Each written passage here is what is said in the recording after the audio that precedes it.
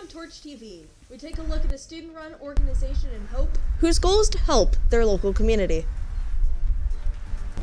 Edinburgh School's new superintendent and how he intends to bring change to the corporation.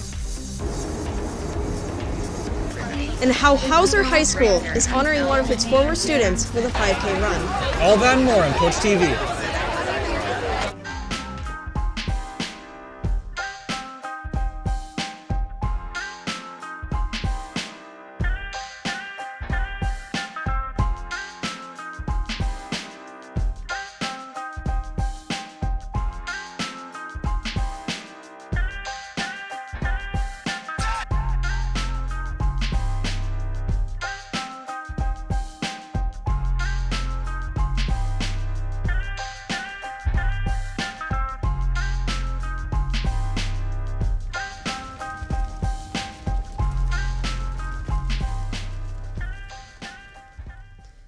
Good afternoon, and welcome back to East Media Studios. Our reporting crew is seen without masks today, and we would like to assure you that we are all fully vaccinated, and our other crew members are masked.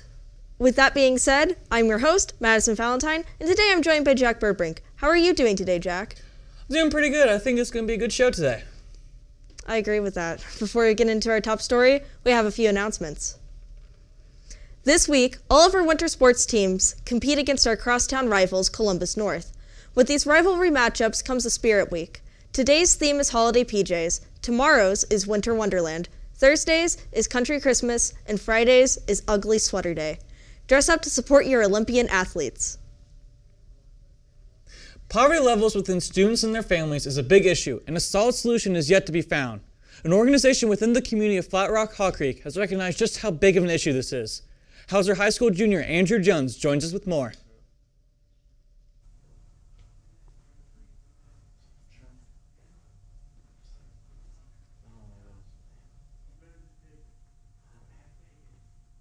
The level of students in schools and their families that are struggling to remain well-fed is rather high.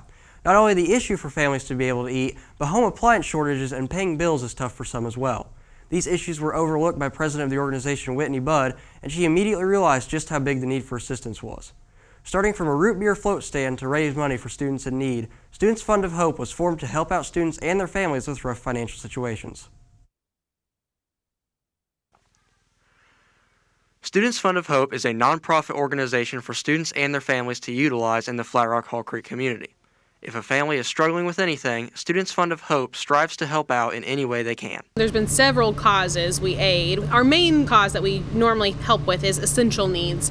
So that could be electric bills, homelessness, clothing, book rentals, anything that a student would need to be successful in their education or to be safe at home, we assist with. The people within the Flat Rock Hall Creek community have also contributed to help out Students Fund of Hope. The organization is attempting to connect with Hauser High School to seek how they can be a resource for students, and assistance is definitely something Hauser wants to take advantage of. Students Fund of Hope is a great resource for our students and our families here in the community. They've been able to help a lot of students pay off lunch deficits on their lunch accounts. They also help with our seniors who are purchasing graduation items such as their caps and gowns. Unfortunately, as we go through the years, we do have some students and families who go through some tragic events, and Students Fund of Hope has been there to help support them financially while they're going through that emotional distress as well. Another big way Students Fund of Hope helps out the community is leaving stationary boxes around the community called blessing boxes. With one located by Hope Moravian Church and another located by Hartsville Church of Christ, these boxes are open to anyone who needs to come by and grab some food or anyone who wants to donate as well. They are extremely important. They're always utilized. As soon as something gets filled up, there's always a need. It's a huge thing for our community, but it's also a big commitment as well. But we have a great community, and they're always so thankful, and they also help out if they can and donate when they can. Students Fund of Hope is doing a lot of good for students, but they are always seeking help. There are multiple ways to assist the organization, as they are doing everything they can to assist those in need. This seems like a very beneficial organization. Where can people go to help them out? If you want to contribute towards the cause, visit studentsfundofhope.org and a donate option will appear. For anyone in need of assistance, you can find an assistance form to fill out on the website.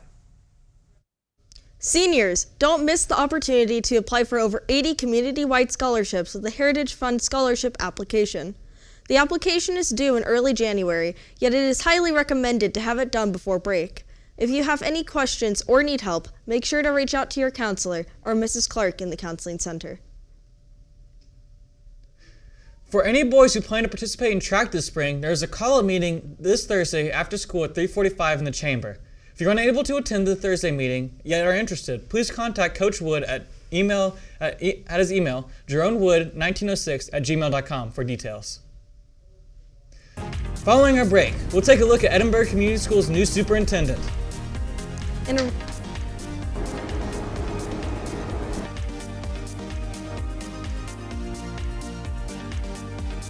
Stay tuned for all this and more coming up on Torch TV.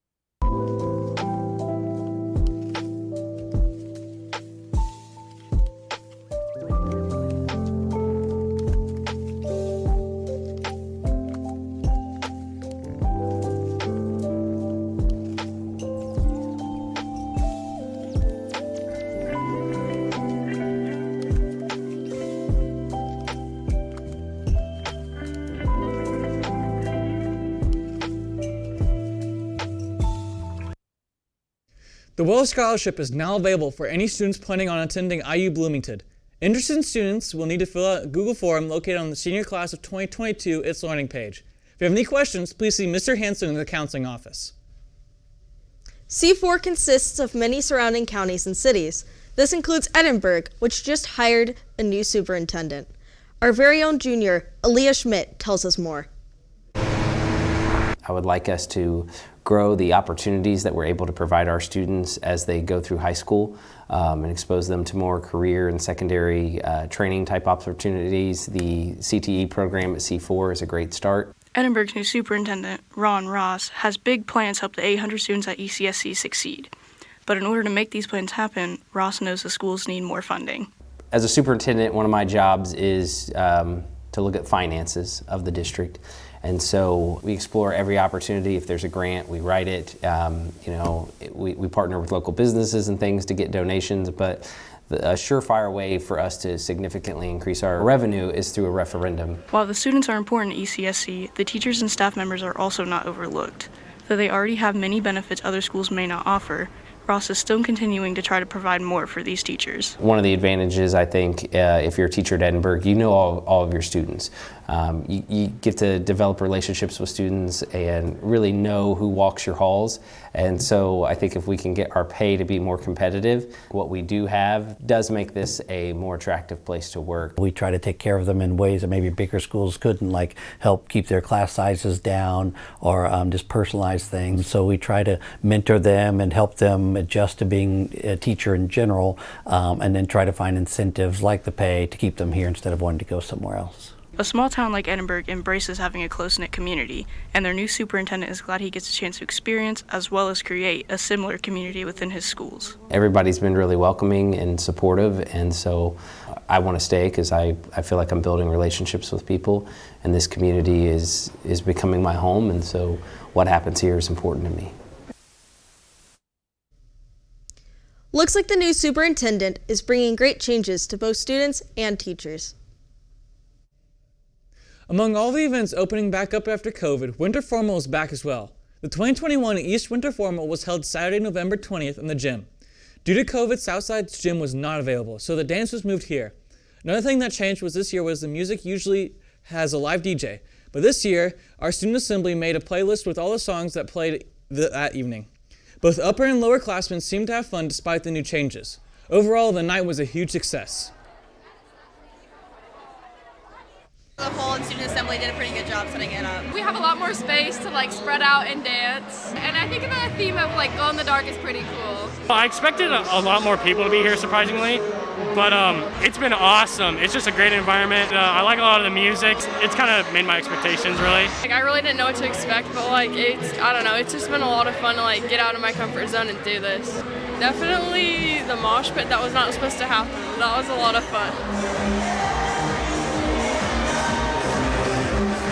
If you have an interest in helping people in our community, Key Club might be for you.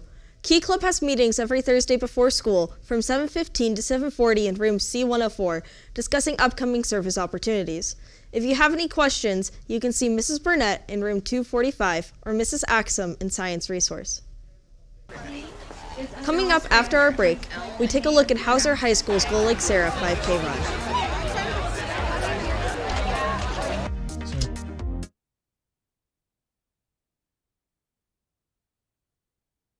Develop a sense for who they should be through social media. Teens rely on it to make decisions about music, fashion, and they feel pressured to fit in. When teens receive negative feedback or sarcastic comments, it can really cause a negative impact. Don't let social media define who you should be. Last month, the first annual Glow Lake Sarah 5K was held over in Hope. The event was put on by the Hope FFA in conjunction with the Sarah Taylor Memorial Fund. The race was a glow-in-the-dark 5K, meaning that it was held after dark and the runners were sprayed with the glow-in-the-dark paint as they ran. The local police volunteered to help lead and tail the runners, and many students helped out as well by spraying paint. Whenever we started thinking about the ways that we wanted to remember Sarah, one of the main ways was for just people to come together and be a part of a community event. And we started thinking about a 5K over a year ago. It's just taken this long to actually make it happen. We're up to 104, I think, that are participating in the actual race, and then I think we have somewhere between 35 and 45 volunteers. So it speaks volumes about who Sarah was as a person, that so many people wanted to come together for her. So that's an awesome thing to be a part of. Sarah was our daughter. She's our oldest daughter. She was 14 when she was diagnosed with osteosarcoma, and she fought really hard for 10 months. We miss her so much, but when we get to do things like this, it really feels like we're still like honoring her and just kind of throwing a party for Sarah. So it's been great. We're making it happen. East Physics classes underwent an egg drop competition a few weeks ago. The goal of the project was to build a container for an egg to survive 2 separate drops, one from 2 meters high and another one from 5 meters high. Teams of 3 used basic materials such as straws, paper clips, and rubber bands to create their containers. Students used concepts learned from their physics class to create ways for their eggs to survive. Over half of the 46 groups who made the container were eliminated in the first round. Even less survived the second drop, with only 8 teams surviving. The difficulty came from the resources available to them. The students weren't allowed to use any sort of parachute or air resistance, so they had to find other ways to get their egg to survive the drop. You can extend the time of an impact, make the time interval very big. The force is going to be small, because oftentimes a student will design something to be able to be top heavy when they put the egg in, and on the long drop it rotates and it goes egg first into the ground, so that's not good. But the ones that can put sort of an airbag at the bottom along with the straws to kind of absorb that impact and extend that crash time.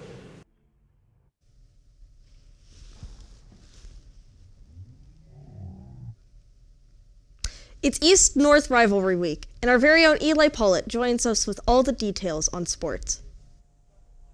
This past Saturday, our girls varsity basketball team won against Jeffersonville 84-54. Congrats to our Lady O's. Our varsity wrestlers competed this weekend at Perry Meridian and won all their matches. Today, both our boys and girls swim team kick off a winter rivalry week against Columbus North. Both start at 5:30 p.m. at North. Wrestling and both basketball teams will compete against North later in the week. Also today, our girls basketball team travels to Ben Davis. JV starts at 6 p.m. and varsity follows. Good luck to our Olympians. And that is all we have time for today. From Jack, Andrew, and the rest of the East Media crew, I'm Madison Valentine. Remember to take care of yourself, others, and the place. And as always, try to be the best part of someone's day. Thanks for watching.